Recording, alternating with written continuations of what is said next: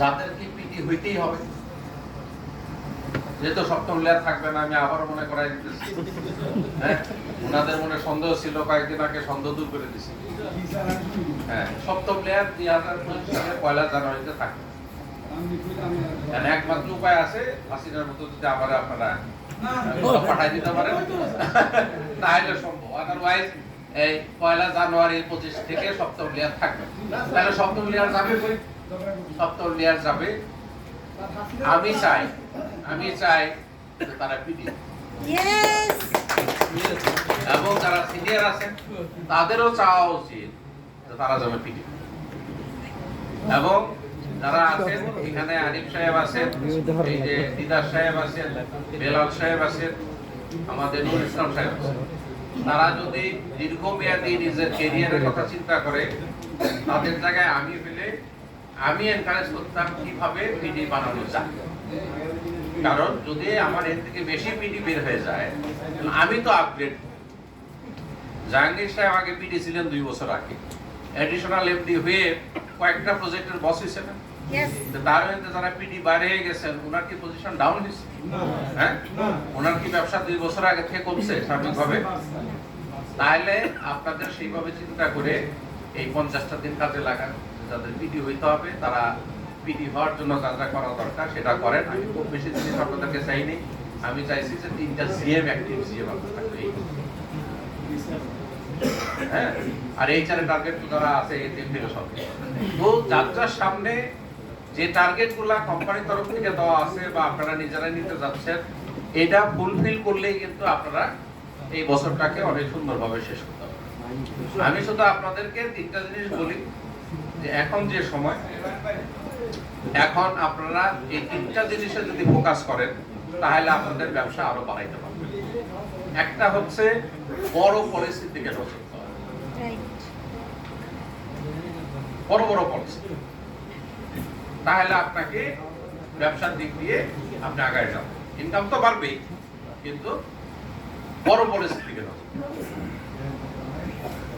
এই 1.5 মাসে রিক্রুটমেন্টে একটু কম জোর দিলেও হবে, কিন্তু ব্যবসার দিকে জোরটা বেশি।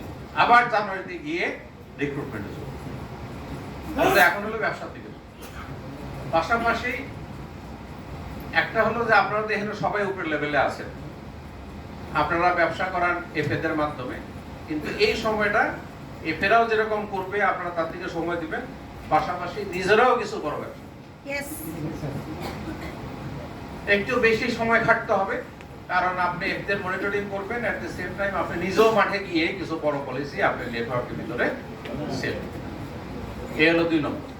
আর 3 নম্বর হলো যেটা আমি অন্য সময় এনকারেজ করি না, বলি না, বাট বছরের শেষের দিকে আইসা সবার কথা চিন্তা ভাবনা করে বলি যে এখন কিছু সিঙ্গেল প্রিমিয়াম করে বড়, তাহলে আপনারা, আমার বিশ্বাস যে এই বছরটাকে মানে ভালোভাবে শেষ করার জন্য এই 3টা জিনিস মাথায় রেখে যদি আপনারা কাজ করেন তাহলে অনেক বেশি ব্যবসা আপনারা।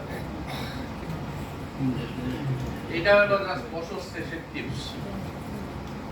আর আমরা যে কথাগুলো বললেন, আমরা প্রতিনিয়তই আসলে কাজ চালায় যেতেছি, কাজ করে যাচ্ছি, যাতে আরো কি ভালো ভালো service IT based, digital based করা যায় সেগুলো আমরা করতেছি। তো সময় লাগে, বাট আমরা এটা কিন্তু চলমান আছে, এমন না যে আমরা থেমে আছি। আমরা প্রতিনিয়তই এই আধুনিক প্রযুক্তির সাথে তাল রেখে কিন্তু আমরা কোম্পানিটাকে আগায় নেওয়ার চেষ্টা করতেছি। তো এটা আছে, সেই সমস্ত ক্ষেত্রে অনেকের অনেক রকম সাজেশন থাকে, আমরা ওয়েলকাম করি। আমরা সেই সাজেশনগুলো আপনাদের থাকলে আমরা আরেকটা জিনিস ধরেন আমরা চিন্তা করতেছি হয়তো আগামী বছর চালুও করতে পারি না। একজন আমার আগে বলছিল, কিন্তু পরে আমি আইডিয়াটা দেখলাম, আমার একটা সঞ্চয়পত্র ছিল, মানে আছে, থাকে ওই ইনকাম ট্যাক্সের জন্য সঞ্চয়পত্র কিনে কিছু রিবেট পাওয়া যায়। তো এখন তো বয়স হয়ে গেছে, অনেক কিছু মনেও থাকে, প্রতি বছরই সঞ্চয়পত্র কিনে আবার প্রতি বছরই কিছু ভাঙ্গাই।